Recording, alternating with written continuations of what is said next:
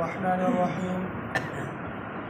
كدأب آل فرعون والذين من قبلهم كذبوا بآيات ربهم فأهلكناهم بذنوبهم فأغرقنا آل فرعون وكل كانوا ظالمين إن شر الدواب عند الله الذين كفروا فهم لا يؤمنون. هذه آية مباركة کی دوبارہ کفار بدر فرعونیانو سره تشبیه ذکر کیږي. دا خو یا بطور تاکید ذکر کیږي، دویم ځل تاکیدن ذکر دی، او یا دا چې مخکې خو د کفارو تشبیه ورکړی چې فرعونیانو سره او مخکینو امتونو سره، خو هغې کې تفصیل نو چې هغه څنګه عذاب کې مبتلا شول او څنګه الله تبارک وتعالی هلاک کړل. په دې کې د هغو د هلاکت او د عذاب تفصیل او وضاحت دی.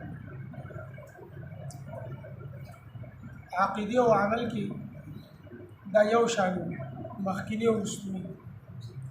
ځکه د دې آیت په آخر کې الله رب العزت فرمایي وکل کانوا ظالمین، دا ټول ظالمان. د نوح علیه السلام قوم ولې کومه هلاک شوي دي، عذاب کې مبتلا شوي دي. د صالح، د هود، د لوط، د شعیب علیهم السلام یا نمرودیان دي یا فرعونیان دي، دا ټول په عقیده او په عمل کې یو شان دي چې عقیده کفریه او شرکیه وه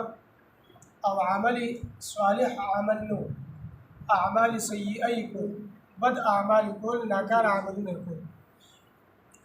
نو بیا الله رب العزت مختلف قسم عذابونو سره هلاک.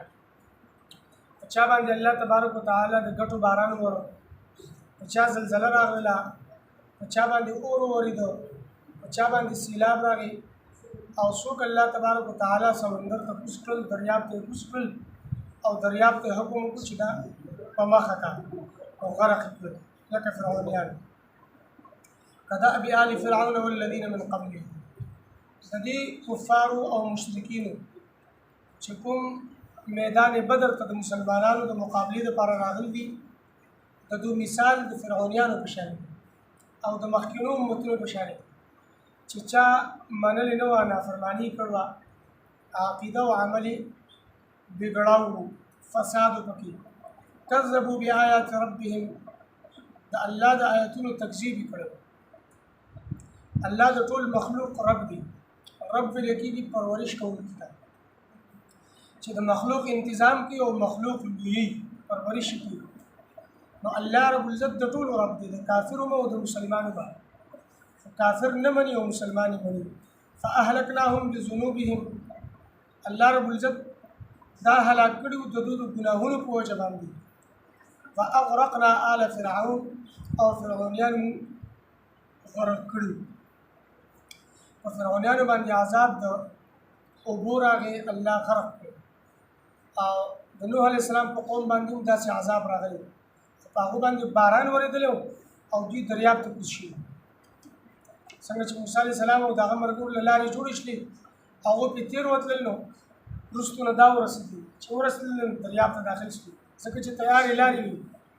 د دوی دا خیال و چې موږ په دې لارو باندې بچ شو او موږ به پورې وځو. الله رب العزت دریاب ته حکم وکړو چې په مخه یې کړه. نو هغه اوبو د اوبو چپو راواغېستل او غرق کړل.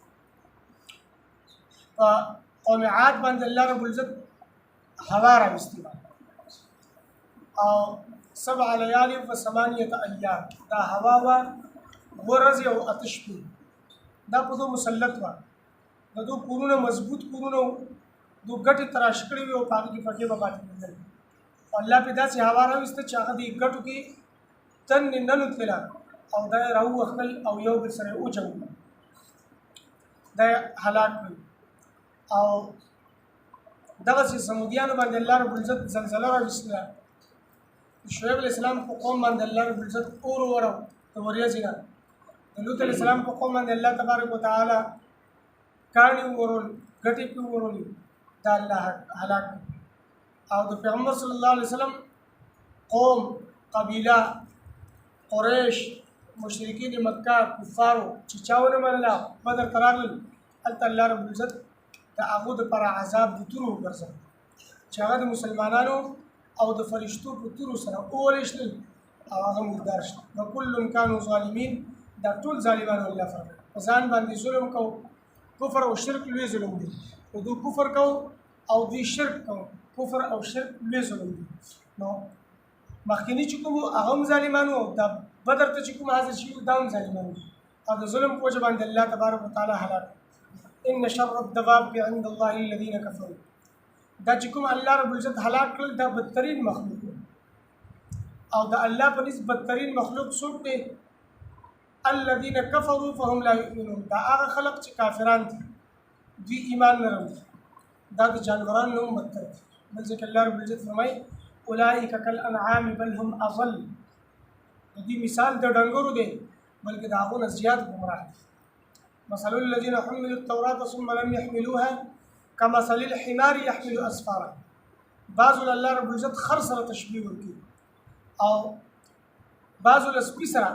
فمثله كمثل الكلب ان تحمل عليه يلهث او تتركه يلهث سپي سره الله رب العزت تشبیه ورکړي سپي خپل خالق پیژني خپل رب پیژني پیشو خپل خالق او رب پیژني چرګ خپل رب پیژني خپل مالک پیژني دا جاندار جانوران چرند پرندو خپل خالق پیژني خپل رب پیژني دا د الله حمد ثنا بیانوي دا د الله اطاعت کوي او آسان الفاظ کوي مثال په تور باندې وسړی دی د یو ساورې ساتي هغه ساورې د سره مانوس شي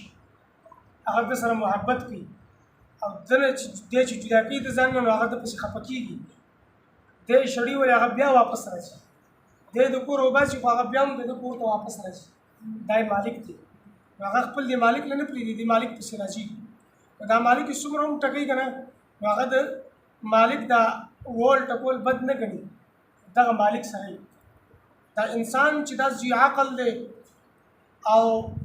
دا اشرف المخلوقات ته باوجود د دې چې کله د خپل رب نه پیژني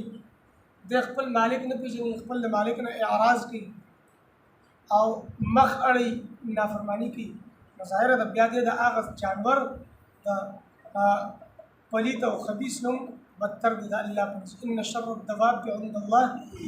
یقینا بدترین زنده سر د الله په هغه کافر دي چې ایمان نه راوړي دینه هغه کافر مستثنا شي چې کوم کافر رستو ایمان راوړي اسلام قبول کړي نو هغه کافر پاتې نشي هغه مسلمان شي چې کوم کافر ضدید عنادي د ایمان نه راوړي نو دا کافر مراد دی چې دا د الله په نس ډېر بدتر دی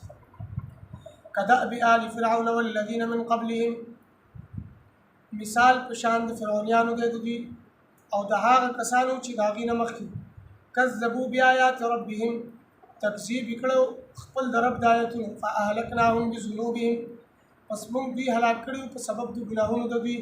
فاغرقنا آل فرعون او موږ غرق کړي فرعونیان وکل کانوا ظالمین او دا ټول ظالمان ظلم کوونکي ان شر الدواب یقینا بدترین زنده سر عند الله د الله په نزد الذين كفروا هغه کسان دي چې کافران دي فهم لا يؤمنون پس دوی ایمان نه لري